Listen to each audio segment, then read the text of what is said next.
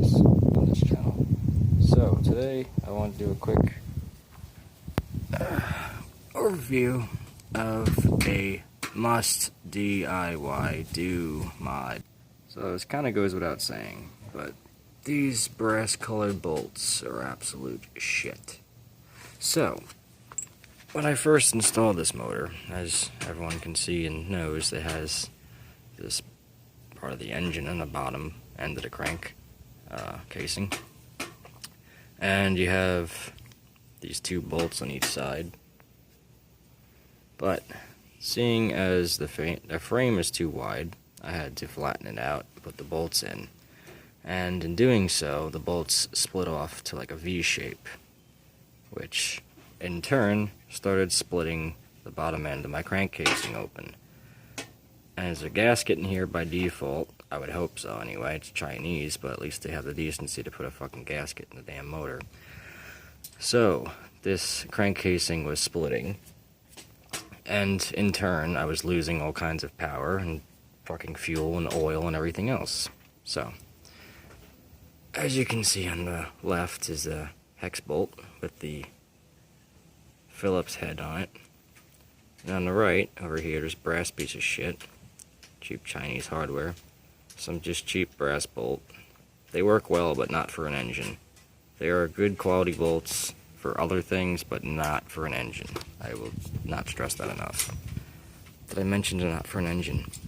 Anyway, so I put this bolt in, get focused, and I have a washer on the outside, and I believe I have one or two lock washers on the inside to fill the gap, since these bolts actually sit more recessed into the casing, as you can see from here. Well, originally these bolts also used to sit recessed like that in the bottom end of the cylinder slash jug, whatever you call it. I always call it the head cylinder. So that's what I did for that, to fix that. More prevalent on this side, as you can see a little bit better. Just did the same thing for this end of the motor case and the bottom end. These two were replaced from these brass crap ones, which is a lot easier to work with, and you can definitely get tighter because, as everyone knows, we want to have compression, you need to have a seal, hence what gaskets do. So after installing these and being able to torque them down enough, obviously creates a great seal and keeps your engine and crankcase sealed, exactly like I said. So I also installed this flat bracket, which took me forever to figure out what the fuck it was for, since, yeah, if you ever use a Chinese instruction manual, just, yeah, I don't even have to say anymore. So I figured out this plate needs to go sit in between the frame and the motor, and the back bracket, obviously, as normal, and also this U-joint clamp, whatever you want to call them. You're commonly found on especially car exhaust systems.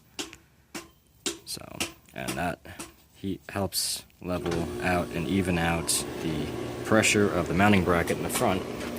As for the back, obviously nothing's been done, and you can see very easily right away that this bolt is cocked on an angle, and there's not a damn thing I can do about that. These bolts are just absolute crap. But luckily, it does hold the motor nice and snug in place, as well as it's sitting against the frame from the aluminum caster or motor mount. And I'll add on one last thing. The exhausts, I never knew what this bracket was for. It's like some metal tape kind of bracket. Not very strong or thick, but I wound up cutting it and using some of it, and then I realized what it was for, and it was the exhaust. It's kind of pretty easy to see, but I didn't know at first, and it didn't fucking have it in the manual, I don't believe, or if it did, I just didn't even see it. But I did wind up drilling out the metal and putting a bolt through it, and basically clamped down onto the exhaust, and it's solid. Because the exhaust does vibrate, and it's only mounted up with two head bolts on the exhaust manifold, and they were able to hold it. I rode it like that for many miles. and I never had any exhaust problems or any gasket issues or anything. I still can't get over how cool this head is though. It's been great, been loving it. I've also checked the head and cylinder and piston a few times after putting at least another 10, 15, 20 miles on it, and I haven't noticed anything to indicate any detonation or grenading or anything like that, however you guys know it or know the term to be.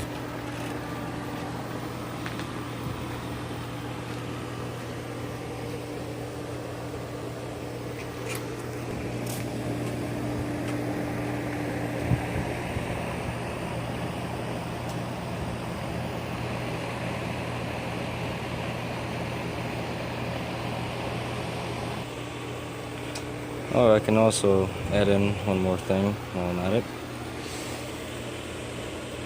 Your clutch lever is installed by default incorrectly.